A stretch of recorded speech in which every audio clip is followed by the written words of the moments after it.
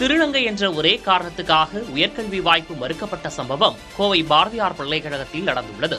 நீலகிரி மாவட்டம் குடலூரைச் சேர்ந்த திருநங்கை யாஷ்மிகா கோவை பாரதியார் பல்கலைக்கழகத்தில் முதுகலை படிப்பிற்கான கலந்தாய்வுக்கு சென்றுள்ளார். பாலின மாற்று அறுவை சிகிச்சை காரணமாக படிப்பில் 2 ஆண்டுகள் இடைவெளி விழுந்ததை ஏற்க மறுத்த பேராசிரியர்கள் அவருக்கு அட்மிஷன் தர மறுத்துள்ளனர். அது மட்டுமின்றி கலந்தாய்வில் தன்னிடம் தனிப்பட்ட முறையில் கேள்விகள் கேட்டு அவமானப்படுத்தியதாக யாஷ்மிகா குற்றம் சாட்டியுள்ளார். தனக்கு நீதி கிடைக்க தமிழக அரசு உதவ வேண்டும் என உருக்கமாக அவர் கோரிக்கை விடுத்துள்ளார்.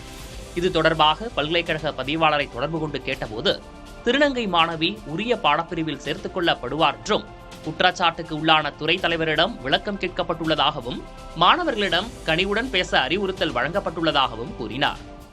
யூனிவர்சிட்டியில நாங்க எடுத்துக்க மாட்டோம் அப்படின்னு டைரக்டாவே என்கிட்ட சொன்னாங்க. அதுவும் இல்லாம நிறைய விதமான பர்சனல் கொஸ்டின்ஸ் என்கிட்ட கேட்டாங்க. உங்க பேரண்ட்ஸ் அக்செப்ட் பண்ணிக்கிட்டாங்களா, இல்ல என்ன வேலை செய்றீங்க, எல்லாமே கேட்டாங்க. ஒரு யூனிவர்சிட்டிலே ரிஜெக்ட் பண்ணும் போது திருநங்கைகளோட மைண்ட் செட் மாறுது. நாங்களே படிக்கணும், ஒரு நல்ல ஒரு எடுத்துக்காட்டா இருக்கணும்னு நினைச்சா இந்த சமுதாயம் எங்களை தாழ்த்தி தான் வைக்குது. எனக்கு ஃபேஸ்க்கு எதிர ரிஜெக்ட் பண்ணாங்க. அது எனக்கு ரொம்ப கஷ்டமா இருந்தது. வாழ்வாதாரத்தை மேம்படுத்தணும்னு சொல்லி தான் நான் படிக்கிறதுக்கு ஆசைப்படுறேன். நான் தமிழ்நாடு அரசுகிட்ட ஒரே ஒரு கோரிக்கை வைக்கிறேன். எனக்கு படிப்புக்கு முன்னுதாரணம் கொடுத்து எனக்கு ஒரு சீட்டு யூனிவர்சிட்டியில கிடைக்கணும்னு சொல்லி கேட்கிறேன்.